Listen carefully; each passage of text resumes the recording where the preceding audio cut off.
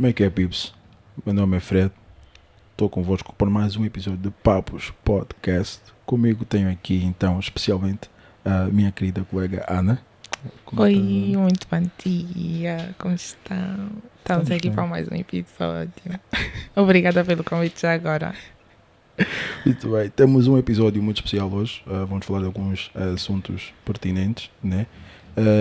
E sem mais delongas, deixem-me então aqui apresentar a nossa querida convidada. Estou aqui com a doutora excelentíssima Petra. Como está, doutora? Tudo bem consigo? Olá, tudo Bom bem? dia, Obrigada. doutora. Bom dia. E não precisa nos chamar doutora, por favor. Petra. Só. Petra. Tá bem, Muito Petra. bem. A Petra é psicóloga clínica, correto? Exatamente, sim. Psicóloga clínica e coach também. Trabalho nas duas áreas. Muito bem, muito bem. Antes de começarmos então aqui o nosso programa, gostaria então de reservar aqui um tempo para agradecer aqui a duas entidades que tornaram todo o Papos Podcast possível. Começar por agradecer então aqui a KB Agency, que é uma empresa de marketing digital, identidade visual da tua empresa, da tua marca, é com eles. Agradecer também aqui ao nosso patrocinador, que é a DigiCenter, que continua a ser a forma mais fácil de transferir dinheiro de um lado para o outro, de forma virtual, cartões virtuais, compras online. DigiCenter é a tua escolha. Dizer também aqui um obrigado muito especial aos nossos parceiros, Aurora Spot. Quando estás com aquela fominha, estás a ver? Queres o mambo da banda, Aurora Spot é a tua escolha. É uma empresa de catering também e serviços de takeaway. Agradecer também aqui a Tua Pandula, que é o nosso parceiro mais recente, que tem um serviço também de takeaway, catering e buffet. Então, Tua Pandula. Vamos agradecer também aqui ao responsável, né, pelo aspecto bonito desse fosse o host, né, que ele cuida da imagem, o Bruce Lee das lâminas, Paps, o barbeiro mais mau de Lisboa toda. Então, Paps, saúde, Macota. Yeah. Vamos então começar mais um episódio. Diga-me então, Petra, como se sente? Tudo bem? Tudo bem, obrigada. E vocês, bem? tudo bem? Também está Tudo tudo bem. bem, graças a Deus. Então, Petra, antes de aprofundarmos mais na conversa, eu gostaria de saber um bocadinho mais sobre a Petra. Já estive aqui a fazer um bocado de pesquisa, sei que a Petra é psicóloga clínica, é coach também e faz mentoria e tem 28 anos. 29 já. 29, parabéns, atrasado já. Ainda assim, Não. vamos por Foi aqui, em Ana agosto. Foi agora. Mas ainda é válido. Não, ainda é válido. Não, 4 meses só, o ano ainda nem acabou. Ainda acabou, Ainda não nem é? acabou. Sim. E vamos por aqui em negrito 29 anos. 29 Já temos anos. aqui uma carga de coaching, Sim. mentoria, Um psicologia, eventos. O invento, sim, uma coisa recente, mas mais online, que contextualizando um bocadinho. Eu terminei o mestrado em 2017, mestrado em Psicologia Clínica, e a minha ideia inicial era trabalhar com crianças e com adolescentes na área clínica, tanto que a minha primeira experiência profissional nesse contexto foi no Hospital Amadora Sintra, a maioria das pessoas que vivem aqui em Lisboa conhece, Yes. no núcleo de Psicologia Pediátrica, a trabalhar exatamente com esse público. Mas depois de terminar o mestrado, acabei por ter outras oportunidades em outras áreas que eu também gosto, que é a Psicologia Social e Comunitária, que é basicamente com a intervenção de bairros, com famílias socioeconomicamente vulneráveis, com pessoas que têm assim algumas debilidades. Então trabalhei há alguns anos ainda nessa área, cerca de 4 anos que só saí dessa área. Sair entre aspas, que é uma área que ainda está no meu coração, Sim. mas da instituição saí este ano. E em 2021 é que comecei a trabalhar de uma forma mais profunda na parte da psicologia clínica, do desenvolvimento pessoal, exatamente por ser uma coisa que sempre puxou muito por mim. É uma coisa que eu gosto bastante de fazer. Aí comecei com os atendimentos individuais, com as consultas, Sim. como qualquer psicólogo clínico faz e pensa em fazer depois da faculdade. E depois aí é que comecei a perceber que também gostava de fazer outras coisas, como mentorias, como grupos, como dar aulas, às vezes masterclass, workshops, relacionados com os temas que eu gosto. Aí é que comecei também a fazer outras coisas. Depois, à parte disso, também tirei depois a certificação em coaching, também para trabalhar na área do desenvolvimento pessoal, que acho que é uma coisa que nos faz muita falta. Porque, até falando aqui de um tabu que às vezes existe na área da psicologia, é que só os malucos é que vão ao psicólogo e que é preciso ter alguma doença mental para ir ao psicólogo. E eu gosto também muito de trabalhar com pessoas que às vezes não têm nada, não têm problema nenhum, simplesmente são pessoas comuns e querem ser ainda melhores. E a parte do desenvolvimento pessoal é uma área que nos ajuda bastante a desenvolver essas competências, essas habilidades. Então comecei também a trabalhar na área do coaching. Hoje em dia trabalho com várias coisas, com consultas, tenho uma equipa de psicólogos que trabalha comigo, trabalho também com mentorias individuais e em grupo, tenho uma academia que é a Purpose Academy, porque eu foco muito na parte do propósito e da importância de nós vivemos uma vida realmente com propósito e que nos faça sentido. Sim. Então acabo por dinamizar as minhas atividades em vários setores. Muita dinâmica.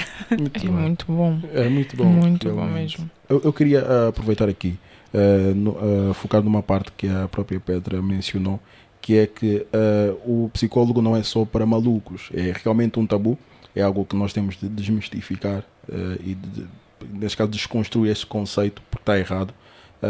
Né? Mas eu queria que a Petra desse aqui uma introdução sobre... Uma introdução não, uma clarificação sobre o que é um psicólogo, o que é um terapeuta e o que é um psiquiatra, neste caso. Sim. Posso começar por falar por um psiquiatra, que acho que é o mais fácil de dizer, que é um médico. E isso é importante dizer que um psiquiatra é alguém que faz medicina e depois acaba por se especializar na área da psiquiatria. Okay. Então não tem nada a ver com um psicólogo que se forma em psicologia. E por isso é que existe muito aquela questão também relativamente à medicação, que só os psiquiatras é que podem passar medicação. O psicólogo não pode passar medicação porque nós não estudamos medicina, nem percebemos alguma coisa, temos uma cadeira de psicofarmacologia no mestrado, mas não tem nada a ver com estudar 5 anos e mais 1 ano e tudo aquilo que o médico estuda. Sim. Então o psiquiatra é um médico que se especializa na área da saúde mental, na área da psiquiatria. Um terapeuta. Um terapeuta é tudo e mais alguma coisa que hoje em dia se vê nas redes sociais, de pessoas que às vezes fazem um cursozinho e vão para o Instagram a dizer que são terapeutas, não é? Terapeuta é tudo e mais alguma coisa. Pode ser um terapeuta de holístico, pode ser um terapeuta da parte da espiritualidade, pode ser um terapeuta da parte da fala, do desenvolvimento pessoal, um terapeuta da fala. Um terapeuta é um terapeuta, é uma coisa muito vaga. Sim. E que infelizmente hoje em dia é um nome demasiadamente fácil de ser usado e muito fácil de ser enganado. Okay. E muitas pessoas acabam por ser enganadas ao pensarem que estão a trabalhar uma área, como vou defender a minha área da saúde mental, com um terapeuta, e quando se vai ver esse terapeuta, se calhar não tem lá muitas qualificações. Com isto eu não quero dizer que não existam bons terapeutas na área que eles trabalham, mas a verdade é que depois por um pagam todos e acaba por ser um bocadinho chato aquilo que tem vindo a acontecer nos últimos tempos com esta questão das redes sociais e todas as pessoas estarem nas redes sociais, nós nunca sabemos se estamos a trabalhar com um profissional qualificado ou não. Sim. Então, terapeuta é tudo. Qualquer pessoa pode ser terapeuta.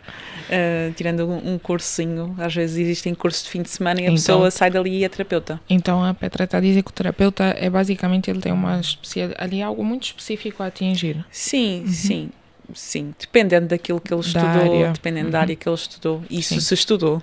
Isso se estudou. Se estudou, né? É um se muito grande. Aonde, quanto tempo, em quê, com quem... Então é importante analisar muito bem, e nós os psicólogos temos tido uma luta bastante grande nesse sentido, porque já vi nas redes sociais terapeuta de ansiedade. O que é isso? Epá, a própria Petra é que falou. E ainda isso. bem que é a própria Petra que está a dizer, Exatamente. alguém qualificado a dizer. Cura a tua ansiedade em 8 semanas. Como assim? Então andei a estar aqui 5 anos para me aparecer alguém que tira uns cursozinhos na internet e diz que é terapeuta de ansiedade. E claro que aqui eu não culpo as pessoas, porque as pessoas querem uma solução. Uma pessoa que esteja a sofrer de uma saúde mental, que esteja a sofrer de ansiedade, por exemplo, ela quer uma solução e aparece aqui, e vai adquirir o serviço que lhe parece mais viável e que parece resolver a situação que ela está a passar. Só que depois é muito chato porque nós, na área da psicologia, depois acabamos por apanhar pessoas que passaram por terapeutas ou até mesmo por coaches. Apesar de eu ser coach e trabalhar com alguns coaches e de gostar da área do coaching, existem coaches que não são qualificados para fazer aquilo que eles fazem e não sabem os limites que eles têm. E acabam por magoar e por fazer mais danos do que aquilo propriamente que fazem bem. Então é um trabalho muito constante e muito frequente, porque hoje em dia com a internet toda a gente pode ser um bocadinho de tudo. Exatamente. Exatamente. Um psicólogo é alguém que estuda 5 anos, que tem que fazer um estágio de 1 ano obrigatório de acesso à Ordem dos Psicólogos Portugueses, que tem que estar inscrito na Ordem dos Psicólogos Portugueses para se intitular psicólogo, e aí já fica uma dica para alguém que algum dia queira um psicólogo. Está na internet quem é que são os psicólogos qualificados para desempenharem as suas funções, e é um profissional de saúde mental que estuda o comportamento humano e ajuda não só pessoas que têm uma doença mental, mas pessoas que querem ter saúde mental, porque todos nós precisamos de saúde mental, mesmo que não tenhamos uma doença mental. Exatamente. E isto é a mesma coisa de que eu posso não ter um dente partido, ou posso não ter uma cárie, mas vou ao dentista uma vez por ano. Ou posso não ter nenhum problema de saúde, mas vou fazer exames de 6 em 6 meses, um check-up. E é preciso ver o psicólogo como algo tão normal, como ir ao médico, como ir a uma consulta de rotina, como ir a um dentista, como ir a outros profissionais em que nós sabemos que precisamos de cuidar do nosso corpo e precisamos de cuidar da nossa saúde. Exatamente. Psicólogo, Exatamente. ir cuidar da nossa saúde mental. Epá, está tudo em dia, como é que eu estou, como é que eu me sinto, como é que eu estou a lidar com as adversidades da vida.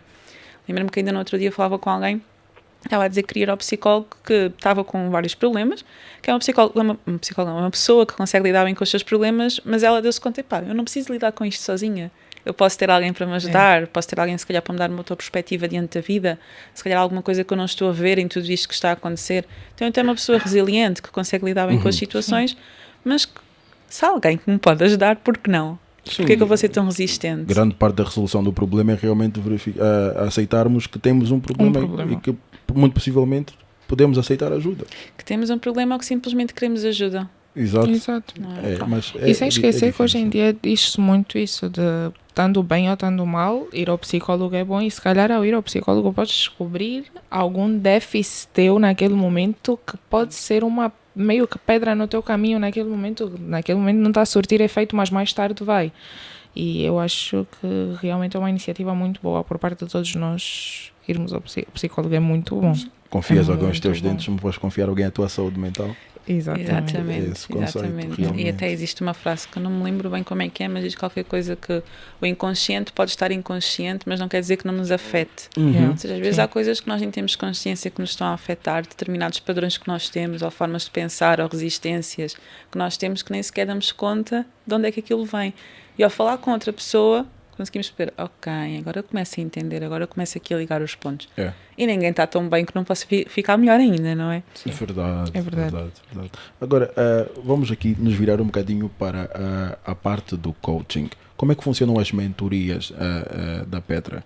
Em que é que consistem? Já falou muito sobre o propósito, certo? Sim, eu foco muito no propósito. Eu tenho 2 tipos de trabalhos diferentes. Eu tenho as consultas individuais na parte da terapia, para quem quer ir mais para uma vertente de terapia, e agora até posso explicar um bocadinho qual é que é a diferença entre psicologia e o coaching. Por exemplo, nós estamos no momento presente, hoje não sei que dia é hoje, whatever, mas pronto, estamos no dia de hoje, e se alguém vem ter comigo e eu vejo que ela precisa trabalhar coisas do passado, que tem ali algumas questões que precisam de ser trabalhadas, da história de vida, de crenças, de padrões, de situações do passado que ainda estão a afetar, mas ao mesmo tempo ela quer trabalhar o futuro dela, quer trabalhar os objetivos e tudo mais, nós vamos ter que fazer como se fosse uma dança entre o passado e o presente e o futuro. E esta dança, passado, presente e futuro, é terapia, porque um coach ele não tem qualificações para trabalhar o passado de ninguém. Okay? Não tem qualificações para abrir portas traumáticas, às vezes que estão ali, e ele abre aquela porta e não vai saber o que é que vai fazer com ela, porque existem bons coaches, mas existem coaches que às vezes tiraram uma certificação de 3 dias, uma certificação de 3 dias não dá competências para ele trabalhar o passado de ninguém. Então, um coach ele consegue trabalhar do presente para o futuro. Objetivos, competências, habilidades, ok, estás aqui, queres ir para aqui, o que é que nós podemos fazer, planos de ações, coisas mais, se eu posso dizer, mais superficiais, mas que têm um grande impacto na vida da pessoa. Sim. E enquanto terapia é um processo mais longo, que a pessoa entra hoje e não sabe quando é que vai sair. Até pode não querer sair. Hoje em dia eu acompanho pessoas que eu vejo de 3 em 3 meses porque não querem deixar de fazer terapia, não precisam de terapia, mas não querem deixar de fazer. E pronto, então ali pode ser um processo que não termina ou que termina quando a pessoa consegue resolver aquelas situações que ela está a passar. O coaching tem uma data para iniciar e tem uma data para terminar. São packs de 10 sessões, de 12 sessões, 3 meses, 4 meses, o que for. Mas a partir do momento que aquele processo termina, a pessoa, ok, então o processo está terminado, tínhamos este objetivo quando começámos, o objetivo foi concluído, ok, vai à tua vida e aquilo foi resolvido. Ou seja, são coisas muito diferentes. Aqui a parte da mentoria trabalha muito no sentido, eu faço 2 coisas. Eu tenho uma mentoria específica para empreendedorismo com propósito, onde eu trabalho muito a parte da pessoa que quer empreender, quer começar a trabalhar nas redes sociais, que é uma coisa que eu comecei a fazer, e trabalho muito a parte do propósito, como é que a pessoa se vai posicionar em cima de quem ela é, em cima daquilo que realmente quer contribuir para o mundo. E depois tenho a parte dos processos de coaching, que aí eu trabalho qualquer coisa que a pessoa queira trabalhar, a pessoa tem um objetivo, quer alcançar alguma coisa e nós vamos trabalhar, perceber, ok, neste momento estás aqui, está o teu ponto A, queres chegar ao ponto B, o que é que vamos fazer daqui? O que é que vamos fazer para sair do ponto A para o ponto B? Exato. Pronto, é um bocadinho esse o meu trabalho. Seja a parte do coaching, trabalho com qualquer pessoa que queira alcançar algum objetivo, e a parte das mentorias, aquilo que eu faço é um bocadinho mais focado para a parte do empreender. Acompanho vários psicólogos, coaches, ou até de outras áreas que querem... Acompanho também outros psicólogos. Sim, que queiram empreender nas redes sociais, ou que até eles sejam ali há algum tempo, mas estão ali perdidos relativamente a alguma coisa. Então é uma área que eu gosto muito também de trabalhar, porque desde que entrei nas redes sociais também percebi que há pessoas que começam muito bem, mas depois não conseguem manter a consistência de uma forma frequente, exatamente porque não está muito conectado com quem é que elas são. E hoje em dia, às vezes, nas redes sociais nós vemos tanta gente a fazer tanta coisa que pensamos, aquela pessoa está a ter aqueles resultados, então tem que ser como aquela pessoa para ter também os meus resultados, ou tenho que me moldar e vestir-me desta forma e falar desta maneira. E eu não gosto disso. Eu gosto de perceber, ok, quem és tu e como é que tu te podes posicionar da forma como tu realmente és. E trabalho também isso com as pessoas. Aqui no post, eu estive a ler o post da Petra do Quem Sou Eu. Depois, quando cheguei, estávamos a falar da Petra e eu vi que a Petra mencionou que era uma pessoa muito tímida, que não sabia quem era e tinha a sua passagem, queria começar a ser alguém que investe mais em si. E eu queria saber muito, fiquei muito curiosa para saber o que é que despoletou a Petra que temos hoje, que hoje as pessoas têm. É um processo. É um processo. Eu era uma miúda que por fora eu parecia muito extrovertida e muito divertida, mas eu tinha muito receio de mostrar quem eu era. E era assim, eu já queria fazer aquilo que eu faço há algum tempo, tanto que a minha família, eu venho de uma família de mulheres muito fortes e empreendedoras. A minha mãe e a minha irmã são coaches, cada uma na sua área. A minha irmã também é psicóloga, mas psicóloga do desporto, e a minha mãe é farmacêutica, trabalha na área da saúde. Então elas já vinham muito desse meio de desenvolvimento pessoal, então estavam sempre a dizer, Petra, faz isto, faz uma página, começa a partilhar, isto muito antes da pandemia. E de certa forma aquilo durante muito tempo não me fez sentido, mas era porque no fundo eu tinha medo de ser rejeitada, ou medo que as pessoas me julgassem, ou gozassem comigo, o que é que as pessoas vão dizer, não é? Será que me vão aceitar? Será que eu vou ser bem vista? Então era uma coisa que eu retraía muito. Até que ali no final de 2020... eu costumo dizer que o meu propósito começou a remexer aqui dentro porque alguma coisa me começou a incomodar. Eu trabalhava na área social, que é uma área que eu também amo de paixão, estava um bocadinho afastada da psicologia clínica e eu ali no ano 2020 algumas oportunidades para eu começar a dar consultas online, apesar de eu não estar a exercer na altura, que eu fiquei um tempo sem exercer por causa da pandemia. Houveram pessoas que começaram a precisar, da pandemia, quem é que não ficou assim um bocadinho ansioso, mexido, depressivo, deprimido. Então, algumas pessoas que sabiam que eu era psicóloga, inclusive familiares, amigos, disseram, Petra, podes acompanhar esta pessoa, Petra, podes acompanhar esta pessoa. E eu, a partir de casa, comecei a dar algumas consultas online e comecei a envolver-me mais com a minha área, original, psicologia clínica, e aquilo começou-me a fazer confusão. Eu disse, porquê é que eu não estou a fazer mais isto? Porquê é que eu não faço isto com mais frequência? Porquê é que eu não concilio as duas coisas? E, do nada, entrei no Instagram e vi uma live não sei se conhecem a apresentadora Nádia, da RTP África, e ela estava a fazer a live com um coach, que é o Abdel Camará, e aquela live começou a chamar muito a minha atenção. Eu comecei a ouvir algumas coisas sobre desenvolvimento pessoal, sobre crescimento, sobre desenvolvimento, tipo, se estamos satisfeitos com aquilo que estamos a fazer, temos de fazer alguma coisa, pronto, aquelas coisas de coach. E aquilo começou a ficar na minha cabeça. E no final de 2020 comecei a ler alguns livros, coisa que uma pessoa não fazia porque não tinha lá muito tempo, mas com a pandemia começámos a ter tempo onde não existia, não é? Começámos a ter tempo para tudo e mais alguma coisa. Então comecei a ler algumas coisas diferentes, comecei a seguir várias páginas de psicólogos, que em 2020 também deu um grande boom de psicólogos nas redes sociais, porque deixámos de poder atender presencialmente, então tiveram que ir todos para as redes sociais. Comecei a seguir várias páginas de desenvolvimento pessoal, de coaching, de psicologia, e comecei a perceber, eu se calhar até podia começar a fazer isto. Assim, de uma forma muito, muito pequenina, podia começar a fazer isto. E de certa forma, parece que o meu próprio eu me começou a cobrar para fazer alguma coisa diferente. Então, eu tomei uma decisão, que era, eu vou fazer isto, mesmo com medo, eu vou avançar e vou fazer isto. Então, eu coloquei uma meta, lembro-me que na altura estávamos em dezembro, janeiro de 2021, e eu tinha a meta de abrir uma página até fevereiro. Adiei mais um mês e só abri em março. E mesmo assim, quando comecei com muito medo do julgamento e de ser criticada. Tanto que eu lembro-me que o nome da minha página nem tinha o meu nome. Era psicologia.pt.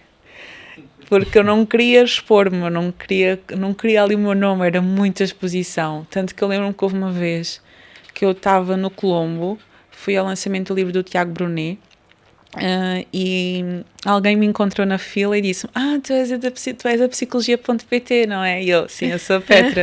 Ou seja, as pessoas já me começavam a reconhecer porque seguiam a minha página e tudo mais, mas não me tratavam pelo nome porque eu não tinha o meu nome na minha página. Sim. Tinha muito, muito esse medo da exposição. Mas a verdade é que quando eu entrei, comecei-me a colocar dentro de uma caixinha, porque eu via as psicólogas de blazer e super arranjadas, e eu, apesar de estar vestida de blazer hoje, eu estou de ténis e estou de calças de ganga, porque eu não gosto, não sou aquela... Essa formalidade não toda. sou formal, não sou de todo, não sou uma pessoa nada formal. A primeira entrevista que eu tive na televisão, levei os saltos altos na mala e depois disse, não me apetece, e fui de ténis e disse, não, esta não sou eu. Mas a verdade é que quando entrei comecei-me a colocar dentro dessa caixinha e a ser igual a toda a gente, e depois com o tempo eu comecei a perceber, eu posso ser quem eu sou, tipo, não preciso de fingir ser uma coisa que eu não sou. E comecei a ganhar confiança para mostrar a minha personalidade, para mostrar as minhas crenças, a minha forma de ver a vida, a minha forma de ver o mundo. Depois até mesmo quando eu fui tirar coaching era uma coisa que eu também tinha medo, porque os psicólogos criticam muito o coaching e eu, meu Deus, os meus colegas vão começar a falar mal de mim. Só que eu fui na mesma e quando expus aquilo que eu estava a fazer, eu tive pessoas que começaram a procurar só por causa disso. Eu também tenho crenças pessoais muito, muito fortes, em termos cristãs, em termos evangélicas, que era uma coisa que eu também tinha muito receio de mostrar, porque existe muito também um tabu entre a fé e a psicologia, e quando eu comecei a mostrar as minhas crenças, eu tive pessoas que começaram a procurar só por causa disso. Então tudo aquilo que eu tentava esconder, quando eu comecei a mostrar, eu comecei a ser mais destacada por causa dessas características que me distinguem das outras pessoas. Isso começou-me a dar confiança. Pronto, confiança para continuar. Muito para o que a Petra disse agora, a Petra falou do propósito, né? E eu fiquei do tipo, uma vez eu li uma passagem que dizia: o teu propósito, quando for para te beneficiar só a ti, não estás a fazer da forma certa, tem que beneficiar os outros. E acredito eu que quando a Petra descobriu que podia expor as suas crenças, falar de quem é a Petra e como é que a Petra leva as coisas, a Petra começou a trazer não só para si aquilo que era do seu ramo, do que estudou, mas também tudo aquilo que pudesse ajudar e estava em torno de si, até porque nós funcionamos como ímãs ou como esponjas, nós atraímos exatamente tudo aquilo que nós expultamos assim para fora, né? E eu acho que foi um dos processos que também deu aqui o avanço a como a Petra lida hoje com a carreira, e vi que o nome já não é psicologia.pt, é Petra Tavares, sim. Então já disputou aqui um grande monopólio Petra, vá. Sim, sem dúvida, tanto que quando eu mudei o meu nome, eu lembro, parece uma coisa muito simples, mas são coisas significativas. Quando eu mudei o meu nome para Petra Tavares, a maioria dos meus colegas têm psicólogo. Só que eu não queria colocar psicólogo no meu arroba, porque eu sou muito mais do que uma psicóloga. E as pessoas, quando vêm ter comigo, a última coisa que elas me perguntam é o meu currículo. Isso se me perguntam, não perguntam o meu currículo. As pessoas veem que eu sou, identificam-se comigo. Sim. Eu já tive pessoas que mandaram mensagem para mim, isso também, às vezes um bocadinho de distração das pessoas, mandavam mensagem para mim para ter alguma coisa e depois perguntavam: tu és psicóloga, não és? Eu tipo, sim, está no meu Instagram, eu posso não ter no meu arroba, mas está lá que eu sou psicóloga. Isso para mostrar que as pessoas não se identificam com o meu currículo ou com o meu título académico, identificam-se com quem eu sou. Exato. E depois percebem como é que eu as posso ajudar. Há pessoas que às vezes vêm falar comigo e não sabem o que é que querem, não sabem se querem terapia, se querem coaching, se querem mentoria, se querem consultoria, que também é uma coisa que eu faço. A pessoa só quer trabalhar comigo. Certo. De alguma forma, só quer estar perto de mim. Mas de certa forma é benéfico, porque tira aquela conotação de ir ao médico. Sim. Certo? É mais recorrer a alguém que talvez possa ajudar. Sim, exatamente. Isso é benéfico. Exatamente. É metade do estigma que já desaparece. Já desaparece, sim. Exatamente. Eu lembro-me, então, uma coisa, né, neste caso, que foi um teste à saúde mental de todo mundo, foi sem dúvida a pandemia. Eu lembro-me que eu vi a diretora de saúde, a diretora-geral de saúde na altura, então, a dizer que o maior peso ia recair, nos próximos anos, neste caso, quando terminasse a pandemia, ia recair sobre a saúde mental das pessoas que enfrentaram a pandemia. Certo? Então, houveram muitos casos de ansiedade, de depressão, há que ter casos de stress pós-traumático, muitos relatos. Eu queria agora entrar aqui de uma forma mais contundente nesses temas, nomeadamente começar pela ansiedade, certo? Classificá-la, falar sobre o que é que a Petra pode partilhar connosco. A ansiedade é uma coisa normal e é uma emoção como todas as outras. Isto é muito importante dizer, porque hoje em dia vê-se pessoas a dizer que querem curar a ansiedade. Exato. Não existe cura da ansiedade, porque da mesma forma que eu me sinto feliz, eu posso me sentir ansiosa. A ansiedade é uma coisa necessária de existir. Todo ser humano precisa de sentir ansiedade, e muitas vezes é a ansiedade que nos prepara para alguma coisa que nós vamos fazer. A questão é que existe a ansiedade normal, que todos nós precisamos de ter e temos que ter, e existe a ansiedade patológica, que é uma ansiedade que, em vez de nos ajudar a preparar para enfrentar alguma situação, é uma ansiedade que nos bloqueia, que nos faz evitar certas situações, que nos faz não querer lidar com determinados estímulos, que nos deixam ansiosos, porque ansiedade por ansiedade todos nós sentimos, e é bom que a gente sinta. Se eu não sentir ansiedade quando vou para uma entrevista de trabalho, é muito pouco provável que eu me prepare para essa entrevista. Então, é preciso. Agora, quando... Até usando o mesmo exemplo, quando eu tenho uma entrevista de trabalho e começo a ficar ansiosa de tal forma que o meu coração começa a palpitar de forma muito, muito acima da média, minha cabeça começa a latejar, eu começo a suar, eu gaguejo e eu fico ao ponto, ok, então se eu estou-me a sentir assim, é melhor nem sequer ir à entrevista, aí estamos diante de uma situação que precisa de ser trabalhada. Ansiedade por ansiedade todos sentem, agora a forma como lidamos com ela é que é diferente.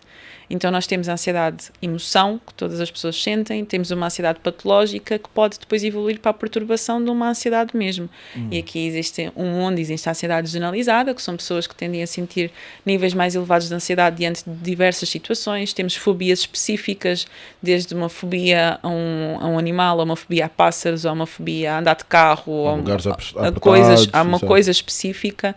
Existe a agorafobia, que tem a ver mais com os espaços. Existe a ansiedade social, que uma pessoa com ansiedade social delimita, não é? Relativamente ao contexto social. Então existem diversos tipos de perturbações de ansiedade que podem ser diagnosticadas de acordo com determinados critérios que a pessoa tem. Então, ansiedade por ansiedade é boa, é preciso ser avaliada até que ponto é que isto me bloqueia, que isto me impede de realmente fazer a minha vida. Mas eu entendo as pessoas que dizem que querem ser curadas da ansiedade. Existe sim cura para uma perturbação da ansiedade, que a pessoa pode deixar de ter, tendo aqui um tratamento. Às vezes é preciso medicação, às vezes não é preciso, às vezes simplesmente com terapia a pessoa consegue perceber que sente-se ansiosa diante de determinada situação, porque de certa forma o cérebro dela só quer proteger, porque houve alguma situação que a fez ficar ansiosa uma primeira vez quando estava num restaurante, e hoje em dia o cérebro dela associa que sempre que for a um restaurante vai acontecer alguma situação. Então, cada caso é um caso, cada situação é uma situação. Às vezes vamos ver que é por causa de questões familiares, que é o padrão familiar. Então é preciso avaliar muito bem nesse sentido, mas isto para dizer que a ansiedade não é suposto nós vivemos com níveis elevados de ansiedade, não é suposto nós vivemos com níveis de ansiedade que nos bloqueiam. Isso aí já não é normal e precisa realmente daqui de um acompanhamento. Mas a ansiedade por emoção, todos nós precisamos de sentir, e ninguém a deve calar, nem ter medo de dizer que se sente assim, porque é normal. Só se estiver a bloquear de uma forma muito exagerada que é preciso procurar ajuda nesse sentido.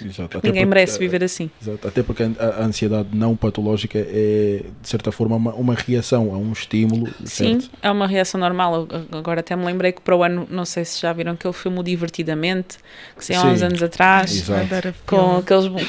E esse filme representava as emoções, e para o ano vai sair o 2 com a ansiedade. E a vergonha. Acho que vai ser a ansiedade e a vergonha. E a ansiedade porquê? Porque é a emoção do século.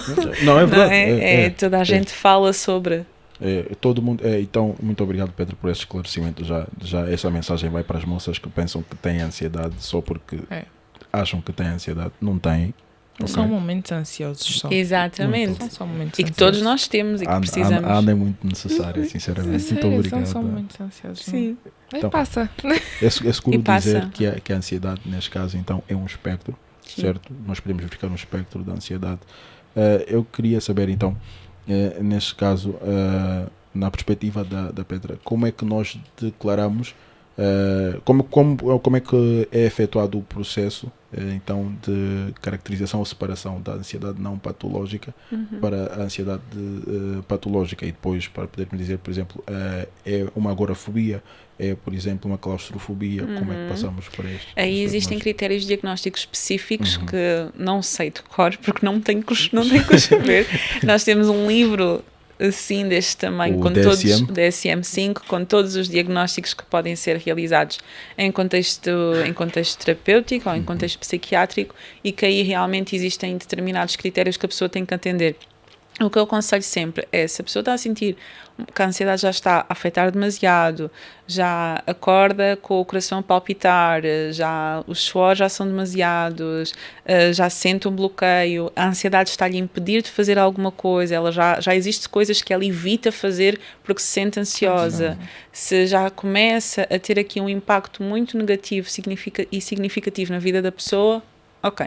Vamos então ver o que é que se passa aqui, porque pode ser realmente simplesmente algo não patológico ou pode ser já algo patológico que precisa de outro tratamento e existem formas de intervir nessas situações. Então o que eu aconselho é, até pessoas que só têm ansiedade de vez em quando, só até é bom ir ao psicólogo, quanto mais alguém que já está a sentir-se ansiosa há algum tempo. E o nosso corpo dá sinais, nós às vezes é que não prestamos atenção, mas o nosso corpo é assim, é o nosso melhor amigo. Ele começa a dar sinais, seja na cabeça, seja no corpo, seja nas pernas a tremer, seja o cansaço, que às vezes nós mesmo a dormir já acordamos cansados, porque alguma coisa se passa, uma preocupação constante, uma constante preocupação no futuro, porque a ansiedade é isso, é uma emoção que nos faz prever o futuro, às vezes de uma forma não tão positiva. E se isto acontecer? E se aquilo acontecer? Mas isso não der certo assim? Essa sou eu frequentemente na minha vida. Estás a prestar atenção eu que está a dizer? Paro as minhas coisas. Não, vamos ter uma conversa agora muito séria. Eu paro a minha vida por não querer saber. Eu não quero saber o que é que vai acontecer. Mas pode dar certo. E se não der certo? Então vamos parar já por aqui. Não quero. Ponto. Acabou. Não vou fazer. Porque não quero. Porque a minha cabeça diz que não é. Não vai e não vou avançar. E está tudo bem. Para mim, eu arrumei o assunto, pus numa estante e está tudo bem. E dali não vou tirar tão cedo. E as pessoas até podem viver assim durante um tempo, mas o problema é quando a ansiedade já te começa a tirar oportunidades de vida.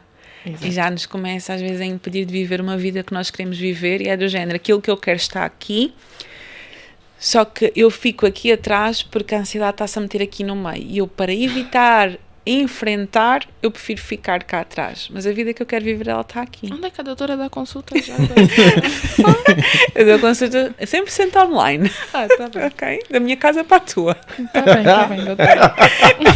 Tá bem, doutora. Não, mas é isso. E eu, por exemplo, sou uma pessoa que eu tenho muita ansiedade, não tenho nenhuma ansiedade diagnosticada, mas eu fico ansiosa diante de algumas coisas, porque a minha cabeça começa, mas e se eu for julgada, e se eu for criticada, mas e se eu fizer isso e isso não der certo? Só que a ansiedade não é uma coisa que me impeça e que não é uma coisa que me bloqueia. Eu mesmo que esteja muito ansiosa, eu vou fazer na mesma. Muita respiração, muita calma, colocar o meu foco onde eu quero colocar, trabalhar muito os meus pensamentos, aquilo que eu alimento na minha mente, mas mesmo com ansiedade eu vou em frente e depois dá certo, porque a maioria das vezes dá certo, a maioria das vezes aquelas coisas que nós pensamos, isto vai dar errado e vai acontecer assim e tal, 99% das vezes não acontece. Existe probabilidade de acontecer, existe, mas existe mais probabilidade de dar certo do que dar errado, e mesmo que dê errado ou que não corra 100% como eu estou à espera, eu posso fazer novamente e mudar e adaptar. A única coisa nesta vida que não tem solução é a morte. Tudo o resto tem a solução. Então às vezes estamos ali muito bloqueados com alguma coisa, mas isso, ok, e se der certo? E se acontecer da forma como estás à espera? E se não acontecer essa catástrofe toda que tu estás a pensar, não é? E é trabalhando muito isso, e às vezes é neste diálogo e é nesta intervenção terapêutica, às vezes coisas que nós não conseguimos ver sozinhos, que as pessoas começam a relativizar as coisas e começam a conseguir enfrentar. Porque alguém, para conseguir vencer a ansiedade patológica que está a viver, ela precisa de enfrentar a situação. Seja demore menos tempo ou mais tempo, em algum momento ela vai ter que enfrentar. Alguém que tem medo de andar de avião. Claro que nós numa consulta não vamos colocar dentro do avião, mas ela sabe que vai chegar um momento em que ela vai ter seria efetivamente... uma grande consulta no avião. Mas isso seria demasiado, era como tirar um bebê para dentro d'água. Muito provavelmente ele ia ficar com trauma da piscina do que aprender a nadar. Então ela precisa de, muito devagarinho, através de uma exposição gradual à situação que deixa aquela pessoa ansiosa, ela vai começar a perceber, isto afinal não é assim tão mal. Uma pessoa que tem medo de falar em público, ela não vai começar a falar para 100 pessoas, se calhar vai começar a falar para 5, depois para 10, depois para 15. Isto remete-me a uma outra pergunta, Petra. Os traumas, neste caso. Então, um trauma pode gerar ansiedade e a ansiedade pode levar a um trauma? Ou só um trauma pode gerar ansiedade, mas uma ansiedade não pode gerar um trauma? Neste caso. Ao contrário, um trauma pode gerar ansiedade. Trauma pode gerar ansiedade. Sim, um trauma pode gerar ansiedade. Aqui não digo para tentar perceber aqui a pergunta, não digo que a ansiedade pode gerar um trauma, mas eu de me sentir tão ansiosa diante de uma situação, posso evitá-la tantas vezes que aquilo pode se tornar algo que eu quero repelar e que eu não quero viver mais aquilo e quero afastar aquilo. Não digo que seja um trauma, mas um evitamento muito, muito grande. Mas não digo um trauma, mas um trauma efetivamente pode gerar ansiedade e às vezes não precisa de ser uma coisa repetida para ser uma coisa traumática. Às vezes uma experiência pode marcar aquela pessoa de tal forma que ela associa aquela situação a um perigo e que não quer voltar a fazer porque sempre que pensa em voltar a fazer aquilo, sente-se ansiosa. Gatilhos. Exatamente, fica ali um gatilho, fica ali uma associação. Imaginando que hoje tenho um acidente de carro. Se for um acidente de carro tão grave que me deixar ali um trauma, posso ficar ansiosa cada vez que eu penso em pegar no carro. Tenho uma amiga minha que uma vez teve um acidente de carro que ela disse, Petra, no mesmo dia que eu tive o acidente, no mesmo dia eu peguei no carro. Porque eu sei que se eu não pegasse no carro naquele dia, se eu não voltasse a conduzir naquele dia, eu ia ficar com medo de voltar a conduzir algum dia. E aquilo ia-me despolutar muito a ansiedade. Então, é forte. Porque é assim, na nossa cabeça nós até sabemos que é muito pouco provável que a gente volte a ter um acidente. Sim. Só que o nosso corpo, ele guarda aquelas memórias. E aquela reação que nós temos do coração a bater rápido e daquela vontade de recuar diante daquele estímulo é o nosso corpo, exatamente, é o nosso corpo a proteger-nos. E isto também é importante perceber, é o nosso corpo simplesmente a dizer, tem cuidado porque isso pode acontecer outra vez. Mas nós precisamos usar a nossa racionalidade e perceber, ok, calma, não é porque isto aconteceu uma vez que não vai acontecer novamente. Sim. E aí eu preciso, ok, de me ir expondo àquele estímulo, àquele gatilho, para começar ali a minimizar o nível de ansiedade que eu tenho diante daquela situação. Outra situação que falam muito aqui concernente à ansiedade, que traz outro tipo de problemas, já ouvi falar muito, por exemplo, agora as pessoas também falam muito do TDAH, que acho que é síndrome da distração. Está na moda. Como é que é? Está na moda. HAD. Perturbação de hiperatividade e déficit de atenção. Ou então como o TikTok, como os brasileiros dizem, TDAH. Exatamente. Então... E eu estive a ver que, na verdade, há pessoas que nem sequer têm isso, a ansiedade. As pessoas têm exaustão mental. E depois, eu identifiquei-me muito porque foi uma psicóloga brasileira que falou sobre, porque ela também falou dessa moda que todo mundo agora tem que falar. A psicóloga Ana Beatriz, acho que é isso. Ela é muito boa e ela teve a dizer, o que as pessoas têm muitas vezes é exaustão mental. E eu sinto que tem às vezes isso, porque eu passo dias e dias a pensar muito em muitos assuntos de uma vez, em muita coisa que me preocupa. E chega dali a 2 semanas eu vejo que acordo um dia que eu estou totalmente em baixo. Estou muito ansiosa, estou a ter aquele momento de ansiedade do tipo, você tem que organizar isso, fazer isso, e ainda não fiz. Não quero falar. Não quero falar, não quero abrir a boca, não quero fazer nada. Só quero estar no meu canto, talvez para me organizar e depois voltar. E eu acho que isso também tem muito a ver com as pessoas confundirem muito esses estímulos com doenças, mesmo algo patológico. Sim, sim. Porque a internet vai trazer muita coisa boa, mas também vai trazer muitos autodiagnósticos, que as pessoas veem algumas coisas no TikTok e pensam, eu também tenho isto, eu também sou distraída, eu também me esqueço das tudo coisas. Depressão, tudo é canto. Exatamente. E as pessoas vão ao Google e não ajuda, ao TikTok e não ajuda, porque nós identificamos com tudo. E isso, na nossa geração, é uma coisa normal acontecer. Nós esquecemos frequentemente das coisas, estarmos exaustos, porque nós temos as tecnologias que nos sugam muita energia. E nós estamos constantemente expostos a estímulos, e é claro que nós vamos estar inquietos. Sim. Interiormente, ou inquietos mesmo fisicamente, porque estamos expostos a muitos estímulos, é muita adrenalina, é muita informação, é muita coisa. Então se calhar até quando estamos nesses dias em que queremos que a nossa mente está exausta, desligar do telemóvel e fazer um passeio na praia, vais ficar vais ficar fresco. Não é perturbação de hiperatividade, é déficit de atenção. Okay? E isso também é algo que precisa de atender a critérios muito específicos para uma pessoa ser diagnosticada. Principalmente em crianças é preciso ter muito cuidado. Porque uma coisa é se eu hoje for a um psicólogo e for diagnosticada com perturbação de hiperatividade e déficit de atenção, isso não vai ter assim muito impacto na minha vida, em termos de o que é que as outras pessoas podem dizer acerca de mim. Uma criança, aquilo tem que ficar escrito, aquilo tem que ficar registado. A criança pode até ter um currículo diferente na escola e fica com aquele diagnóstico para sempre.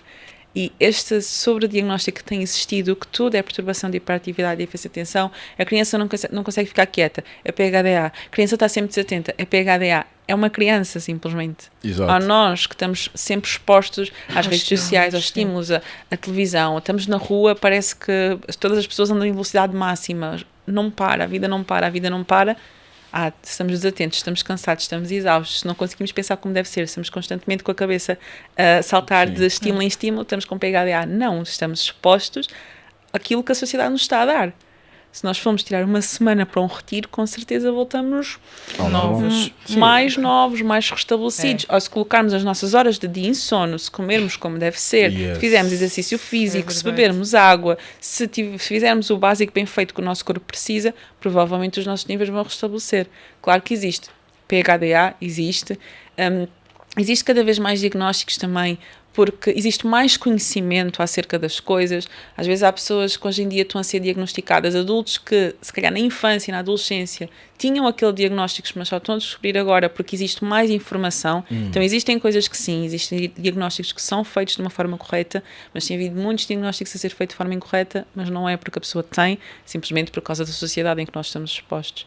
Então para isso é preciso ir a um profissional qualificado antes de se autodiagnosticar. Eu acho que tenho PHDA porque vi no TikTok alguém a dizer 5 sinais que temos PHDA, identifiquei-me com os 5. E mais uma vez vamos agradecer a Petra, porque é assim, às vezes levam muito radicalista quando vêm e dizem, acho que tenho isso, eu fico, para com isso, vamos parar por aqui. Não tens, só precisas se calhar de te posicionar, alguma coisa, assim, algum papo mais reto, né? Um papo mais reto. Acho que já chega, acho que o pessoal está todo muito sensível. As pessoas estão extremos, estão em extremos opostos. Sim. Ou não sentem, ou sentem muito. Sim. Certo? Não, já não existe o meio termo, já não existe o equilíbrio.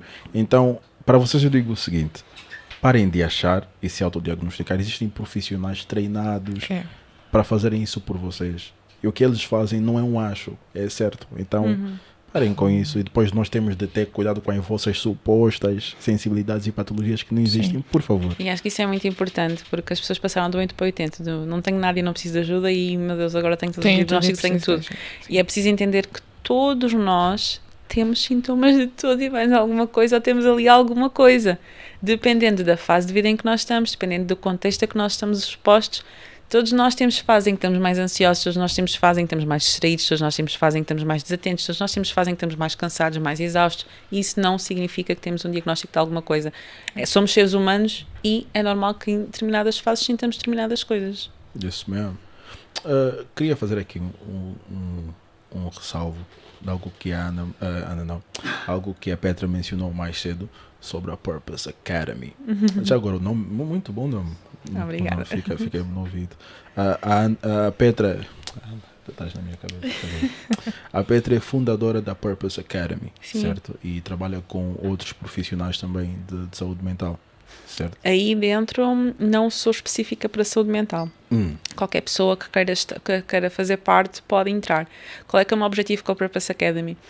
Eu, durante os últimos, estamos em 2023, vamos em 2024, durante os últimos 2 anos e meio, eu já trabalhei muita coisa, eu já falei de muita coisa, e eu acho que muita coisa é importante para nós vivermos uma vida com propósito e uma vida com sentido. E o que eu comecei que estava a acontecer é que eu falava de tanta coisa, mas sentia falta de ter um local onde tudo estivesse congruente e organizado para orientar as pessoas num sentido.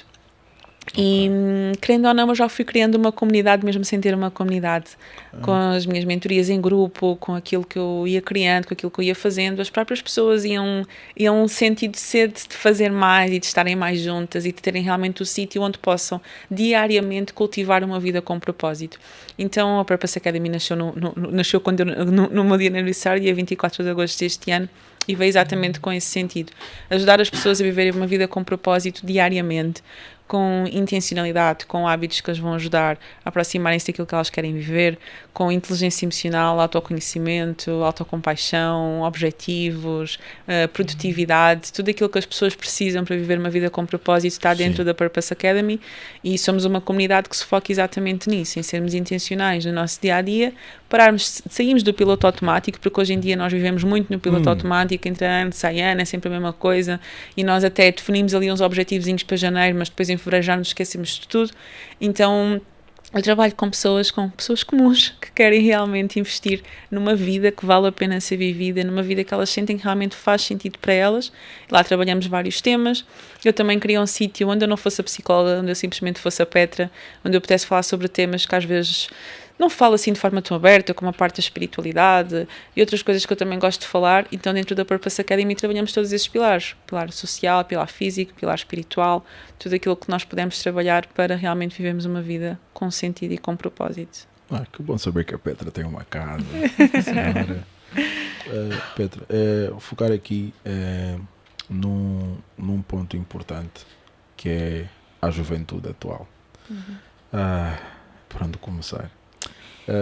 Eu queria saber... em Angola. mundialmente, porque uma coisa que a juventude atual tem em comum é a utilização das redes sociais. Está todo mundo interligado por intermédio das redes sociais, e nós sabemos que o problema atualmente não é a falta de informação, mas é muitas informações, é tanta informação, exatamente, é tanta informação que passa a ser desinformação. O que muitas vezes pode até levar a pessoas a certos tipos de lifestyles que são perigosos, e são influenciadas por pessoas com certos estilos de lifestyles que são perigosos. Então queria saber se a Petra acha que existe alguma influência das redes sociais na saúde mental da juventude. Toda, infelizmente sim. Eu não sei se já viram aquele documentário, eu falo sempre, quando me perguntam sobre redes sociais, eu dou sempre a sugestão do documentário que está na Netflix, que fala das redes sociais, agora já não me lembro como é que se chama, o dilema das redes sociais. Ok. Não sei se já tiveram a oportunidade de ver, mas aquilo mostra como é que as redes sociais estão feitas para nos viciar nas redes sociais e como é que existe todo um sistema por detrás para nos manter ali. Então, eu aconselho sempre que todas as pessoas vejam, e influencia de todas as formas, não só pelo estímulo que aquilo nos dá em termos químicos, que aquilo é tão viciante como uma droga, nós ficarmos ali a fazer scroll nas redes sociais, ou no TikTok, ou o que for, ou no YouTube, ou o que for, mas mais o Instagram e o TikTok, porque é tudo muito rápido, Sim, e muita informação, é só fazer scroll, tudo muito fácil. E isso depois acaba por afetar a forma como nós vemos a vida. Nós pensamos que é tudo fácil. Se ali é fácil, ou no Uber Eats é fácil pedir comida e já está aqui, não é? Está tudo muito acessível em termos de tecnologia. E parece que as pessoas deixaram de viver, de conseguir ter paciência pelas coisas, de conseguir esperar, de conseguir perceber que as coisas não acontecem de um momento para o outro, e principalmente nos jovens que irritáveis, impacientes. Depois isto mexe tanto a nível cerebral, tanto a nível neuroquímico, como a nível de estilos de vida, de padrões de vida. Se uma pessoa está constantemente só ligada à tecnologia, depois acaba por deixar de fazer coisas que de certa forma são saudáveis para ela, mas ela não faz porque não tenho tempo para isso, mas tenho tempo para ficar 1 hora nas redes sociais. E com isto eu não estou a culpar os jovens. Nós todos somos envolvidos nessa aranha e nessa teia em que somos colocados, porque de certa forma eles estão a ganhar dinheiro connosco. Então eles não querem deixar. De certa forma não. Com certeza estão a ganhar dinheiro connosco. Então é bom que nós ficamos ali envolvidos. Mas nós é que precisamos ter esta autoconsciência, mais do que autocontrole, é a autoconsciência de que, ok, isto está-me a afetar, e sermos intencionais em colocar um stop e vivermos a nossa vida. Literalmente colocar um stop e vivermos a nossa vida, ter ali alguns dias em que nós não estamos expostos a essas redes sociais. E há bocadinho estava a falar da parte mais química e como é que isto acaba por nos influenciar, mas até mesmo em termos de comparação, autoestima, que nós vemos nas redes sociais são vidas perfeitas, porque ninguém posta, não é? Vidas imperfeitas nas redes sociais, vidas perfeitas, corpos perfeitos, caras perfeitas, tudo perfeito, e isso acaba por gerar uma grande comparação em nós, seres humanos, e principalmente nos jovens, porque nós vamos ter sempre tendência a nos compararmos. Comparação é uma coisa que nunca vai deixar de existir, mas as redes sociais vieram colocar uma lupa nessa comparação, em que eu só consigo ver os meus defeitos e só consigo ver qualidades no outro, e idealizamos uma vida que não existe. Preach. Exato, e algo que é irreal. E vemos o palco, mas não sabemos os bastidores daquela pessoa. Mas queremos aquele palco, mas às vezes não queremos aqueles bastidores. E isto pode ser de influências e de coisas maiores, ou até mesmo coisas simples. Mas às vezes, coisas simples, por exemplo, que eu trabalho com redes sociais, que às vezes me perguntam: Petra, eu gostava também de conseguir fazer isto e fazer aquilo outro. E quando eu digo, ok, então faz isto, a pessoa: é preciso fazer isso tudo para conseguir esse resultado. Eu, pois, porque as pessoas só veem o palco, mas não veem os bastidores. Então tem ali muito uma ideia de uma ilusão de alguma coisa que às vezes as pessoas pensam que é assim, mas não é. Existe muita coisa por trás. E eu vejo que um resultado dessa frustração é muitas vezes a depressão, principalmente na juventude, focando aqui na juventude, certo? Eu acho que a falta de preparo para a realidade, e vou aqui fazer o pleonasmo, a realidade real, não é a realidade do Instagram ou do TikTok, muitas das vezes causa um choque tão grande que não estão preparados para reagir com isso. As pessoas prendem-se muito no ideal, não no real. Exatamente. Por aquilo que é passado e por pensarem que aquilo que estão a ver nas redes sociais é aquilo que, ok, então vai ser assim. Não vai ser assim, a vida é dura. A vida é dura. A vida é muito boa. É muito boa quando nós somos intencionais naquilo que nós queremos, quando temos paciência para esperar pelos resultados e pelas coisas, mas a vida é dura. E é também importante passar essa consciência e essa realidade aos jovens. E essa depressão acaba por aparecer exatamente porque eu quero uma coisa, não alcanço aquela coisa como as redes sociais me passaram que eu poderia alcançar. Vai gerar o quê? Frustração, desânimo, tristeza. Eu vou-me começar a achar incompetente, que eu é que não tenho valor, que eu é que não consigo, porque é que a outra pessoa consegue e eu não consigo, se calhar eu não tenho competências, não tenho capacidades, não sou útil, o que é que eu estou aqui a fazer? E um monte de pensamentos que todos juntos podem acabar por aniquilar a saúde mental da juventude, que é uma coisa que tem estado cada vez mais degradante. Uma coisa que a Petra falou há pouco tempo e deixou-me aqui com uma luzinha na cabeça foi que a Petra também tem as crenças religiosas e tudo isso. E eu lembro-me de ter lido um caso ontem mesmo, coincidentemente não, por algum motivo li, e o caso falava exatamente sobre a depressão profunda, que muitas vezes as pessoas têm ali a confusão, quando principalmente tem as crenças religiosas, tem ali uma confusão porque basicamente o caso foi de uma menina que era muito devota, a família era muito devota, só que ela começou a desenvolver um índice muito alto de depressão e ansiedade, mas mais a depressão, e aquilo levou a que os pais disseram que não era patológico, era algo já ligado ao espiritual dela, e fizeram várias sessões de exorcismo, até que a menina morreu por desnutrição e falta e desidratação. Foi diagnosticada com a ansiedade e com a depressão, e no entanto os pais foram condenados, e a pessoa que autorizou e que fez o exorcismo também foram condenados por negligência médica à assistência do que ela tinha. Eu queria que a Petra tocasse um bocado nesse assunto aqui, dos efeitos que a depressão tem, e quando nós temos esses estigmas, o que é que isso pode, que tipo de consequências isso pode trazer até nós? Acho que a consequência acabou de ser mencionada do que é que pode acontecer com a pessoa que não for devidamente tratada. Sim. E aqui, não entrando, não criticando, não julgando nenhuma religião, nenhuma crença, mas se a miúda tivesse um cancro, sim, tinha levado ao médico. Sim. Não é? Então, se ela está a dizer que está com depressão, porque é que é logo, sendo muito clara, porque é demónio? Sim. A depressão e todas as perturbações mentais vão muito além do físico. Às vezes são questões mesmo químicas. Sim. Por isso é que é preciso medicação para trabalhar a nível químico. Então às vezes Sim. pode ser algo químico, que a pessoa precisa de psiquiatra, ou às vezes simplesmente de psicólogo, se não precisar de medicação, mas é muito além daquilo que nós pensamos. Existe muita tendência, e que eu nestes dias falava com uma amiga minha que a minha luta, ela é dos dois lados. É na área da ciência, para considerarem também a fé, e que existem coisas que estão fora do alcance da ciência, e é do lado da fé, para perceberem que existem coisas que é ciência, e que nem tudo é oração. Então, é uma luta dos dois lados, porque de um lado, ambos os lados às vezes são muito 8 a 80, e é preciso entender que a depressão, ou a ansiedade, ou seja o que for, ou qualquer tipo de diagnóstico de perturbação, vai muito além daquilo que os nossos olhos veem. Às vezes há coisas que precisam de exames, que precisam realmente ser vistas. Vou dar um exemplo muito, muito básico de uma adolescente que eu conheço, que está diagnosticada com depressão, que a depressão dela vem por causa de um problema da tiroide. Sim. e está associado. Às vezes é uma doença física que está a influenciar alguma questão em termos neuroquímicos, que está a afetar a alteração, não sou médica, não sou da neurociência nem nada, mas que está a afetar ali alguma coisa no cérebro. Ainda mais a tireoide, que é uma glândula que produz vários hormónios. Exatamente, está a afetar a nível hormonal e que está a trazer aqueles sintomas. E quando nós vamos ver, não, ela está com uma depressão.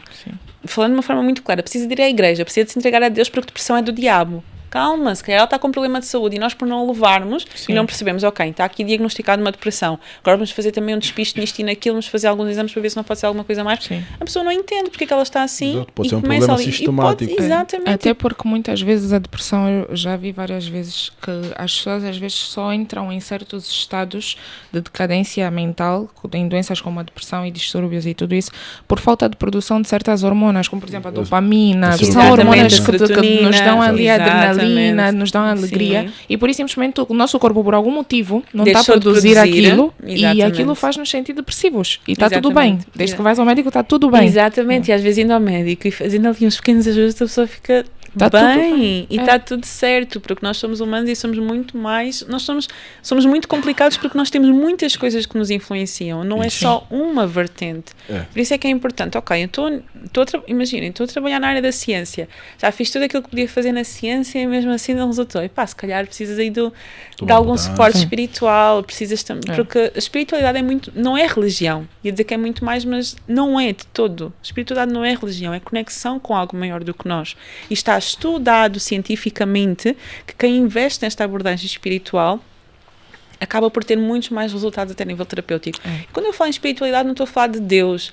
Eu acredito em Deus, mas há pessoas que acreditam no Buda, há pessoas que acreditam na natureza, no céu, o que for, o que a pessoa acreditar. Mas esta conexão com algo superior a ela, acreditar que nós não temos controle sobre tudo, e seria humanamente impossível termos. Então, esta parte da espiritualidade, que hoje também é muito falado, em termos do mindfulness, da parte de estarmos no momento presente, esta conexão connosco, esta conexão com a vida, esta conexão com o momento, acaba também por trabalhar a nossa vertente espiritual, e é importante perceber que isso também influencia.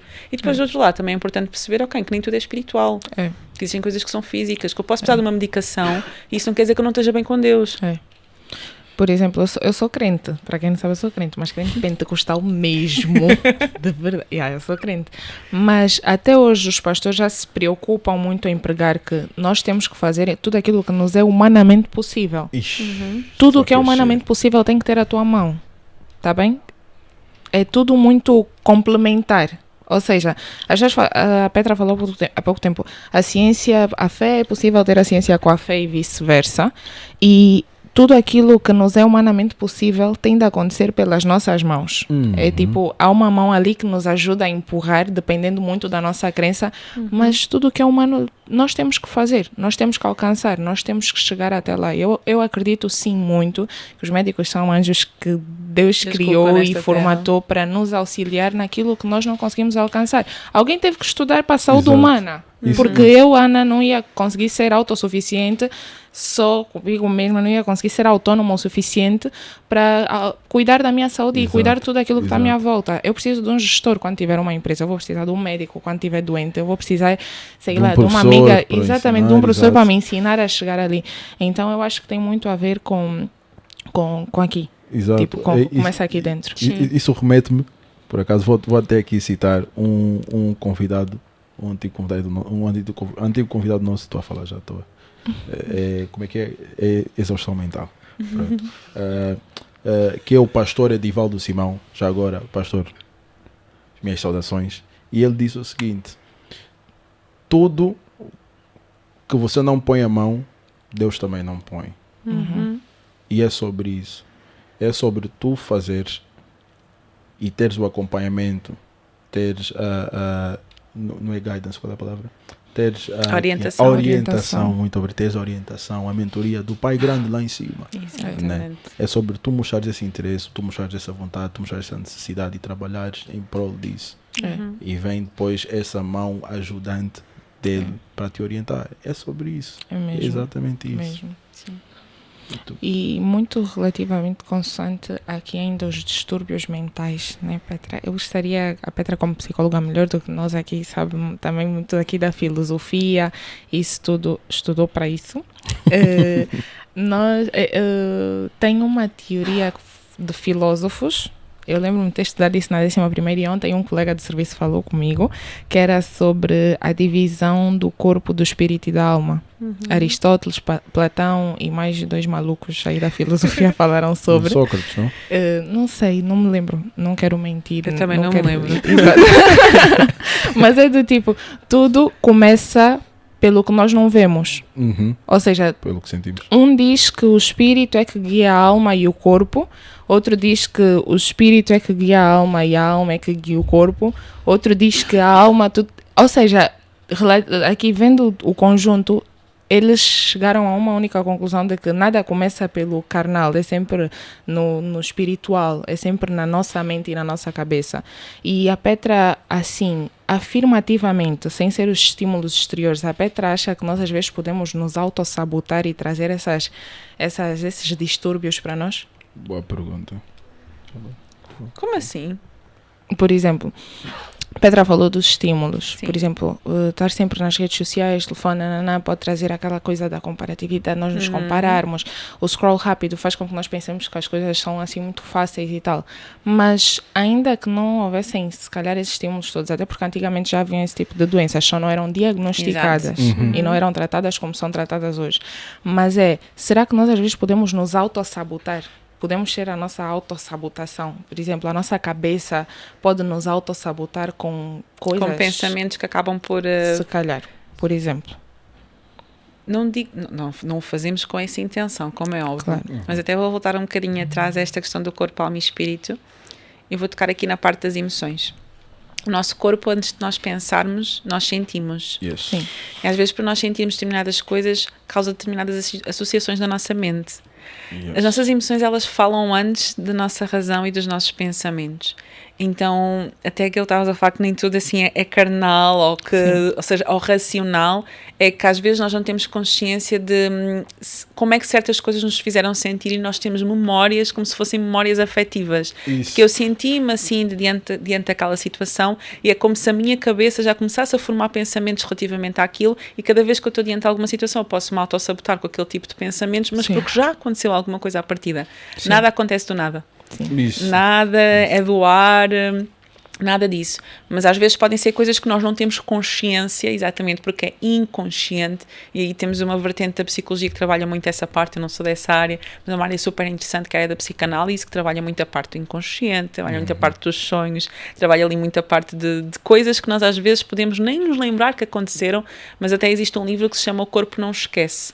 Porque efetivamente o nosso corpo não esquece até coisas que nós nem sequer pensamos que aconteceram ou que nos afetaram, as nossas emoções captaram de alguma maneira. E marcaram. E nós às vezes precisamos de cavar muito fundo, deep, para percebermos de onde é que aquilo vem. Então não digo que nós nos possamos autossabotar, mas às vezes nós autossabotamos-nos por coisas que nós nem percebemos como é que nos afetaram. E nós precisamos de perceber porque é que eu estou constantemente... Até te vou ir a pergunta. O que é que significa autossabotagem para ti? Para mim é, por exemplo, os meus pensamentos fazem com que eu sozinha pare e fique estagnada num momento, num determinado espaço que ali eu não quero sequer arriscar a avançar. Isso tem um motivo. Alguma coisa está aí para essa autossabotagem acontecer. É exatamente isso. Eu quero, mas ao mesmo tempo eu não faço. Eu quero ir ao ginásio. Mas eu quero ir ao ginásio, mas eu não tenho tempo, porque olha, segunda tenho isto, terça tenho que corta, não tenho tempo. Eu quero até alcançar aquele objetivo profissional, mas comigo não dá, eu não tenho competências para isso, e depois mas aquela pessoa tem ajuda, eu não tenho, não sei o quê, não, para mim não dá, não funciona. Ou seja, a pessoa está constantemente a dizer que quer, mas constantemente ela sabota-se sozinha. Ela própria é que se fecha naquele meio, muitas vezes sem dar conta, e às vezes até diz, não, mas eu quero mesmo. Será que queres mesmo? Ou não há alguma coisa que tu estás a fazer de forma constante que te está efetivamente a sabotar e a deixar estagnada. Mas esse bloqueio não é do nada. Até pode ser inconsciente, mas eu preciso perceber, isto vem de algum lado. De alguma forma eu estou constantemente com este padrão de começar e recuar, ou de começar e desistir, ou dizer que quero, mas não faço. Então existe alguma coisa associada que pode estar a fazer com que essa pessoa esteja constantemente a sabotar. Uma coisa que também que temos verificado muito na sociedade Mas isso já acontece há muito tempo. Mas está muito mais presente nos tempos de hoje por causa exatamente da disseminação dessas situações, desses comportamentos por causa das redes sociais. As síndromes, né, as epidemias de daddy issues, que são os problemas de abandono, certo? De pais que saíram de casa ou mães que saíram de casa, e de certa forma aquilo criou um trauma, um déficit naquelas crianças que lá ficaram e depois tornaram-se adultas com déficits. Isso é real, mas isso essa questão dos traumas e das feridas emocionais, e ferida de abandono, ferida da rejeição, várias feridas que nós podemos aqui associar, elas podem acontecer tanto com o pai presente como com o pai ausente. Há pessoas que, por exemplo, que hoje em dia se sabotam porque têm uma crença de que não são boas o suficientes, porque lá atrás elas tinham... Os pais eram presentes, só que era uma vida demasiado perfeccionista. Eram tão cobrados, se calhar, para fazer determinadas coisas, ou então eram tão elogiados por causa das notas que tinham, ou por causa do comportamento que tinham, que hoje em dia crescem e pensam que, ok, se eu não for tão boa como era antes, eu não tenho valor. Ou seja, isto pode acontecer tanto para...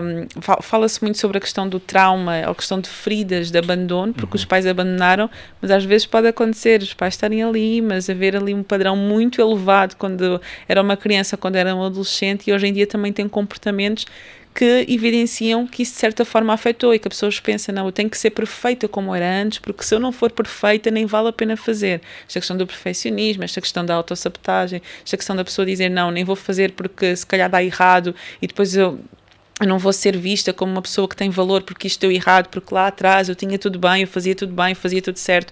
Então existe tanta coisa aqui que pode influenciar, mas às vezes não é só a ferida do abandono, às vezes nós temos tendência a olhar para as coisas graves e pensar que são as coisas graves que marcam. Não são só as coisas graves. Às vezes são coisas, também são detalhes, são ou mesmo uma infância perfeita. Exato. Uma infância perfeita também pode gerar aqui determinados padrões tão elevados que se a pessoa não corresponder àqueles padrões elevados, ela vê como se ela não tivesse valor, como se ela não fosse útil. Então isso aí também pode acabar por influenciar. E agora tocaram num ponto que é parte das crenças, que acabam por influenciar tudo aquilo que nós fazemos, e estas crenças elas são formadas na nossa infância, na nossa adolescência, de acordo com os estímulos que nós temos, a educação, aquilo que vai acontecendo, e nós vamos formando certas crenças relativamente a nós próprios. E que é esse estar inconsciente que às vezes nós não temos consciência, que nos está a afetar. E agora um conselho assim que a doutora que a Petra, desculpe, deixaria assim para pessoas que estão nessa fase ou que às vezes procuram um mecanismo para sair desse sufoco mental delas, do sufoco dos estímulos externos, do que vem de dentro para fora delas mesmas. O que é que a Petra assim diria, aconselhando assim bem abertamente a juventude terapia. E não só de hoje? Terapia com psicólogos. Façam terapias com psicólogos, sim, vão a psicólogo. Mas em primeira instância, não sei se eu quero ir a um psicólogo, fala com alguém pelo menos, porque às vezes nós temos tendência a guardar tudo para nós, a guardar tudo sozinhos e a pensar, ninguém me entende, ninguém me compreende. É falar e falar com as pessoas certas, com aquelas pessoas que tu sabes que te vão poder ajudar, que te vão poder escutar, que te vão poder ouvir, mas tira tudo isso que estás a sentir, expõe, tira para fora. Petra, não tem ninguém com quem falar. Pega um caderno, uma caneta e escreve. Mas literalmente tira tudo para fora daquilo que tu estás a sentir, porque quando nós falamos com outra pessoa, escrevemos, começamos a mudar a nossa perspectiva diante das coisas e isso traz um alívio àquilo que nós estamos a sentir. Não resolve, ok? Não resolve, mas ajuda a começar aqui a ver as coisas de uma forma diferente. Mas o maior conselho que eu posso dar é fazer terapia, porque é a mesma coisa que me estarem a pedir um conselho para alguém que quer melhorar a brancura dos dentes. Eu vou dizer, vai ao dentista, então. Se queres melhorar a tua saúde mental e se alguma coisa te está a afetar já de sobremaneira que não estás a conseguir gerir, psicólogo, terapia. Vamos aqui fazer nem que seja um despiste. Petra, estou com suspeita que posso ter este diagnóstico ou aquele.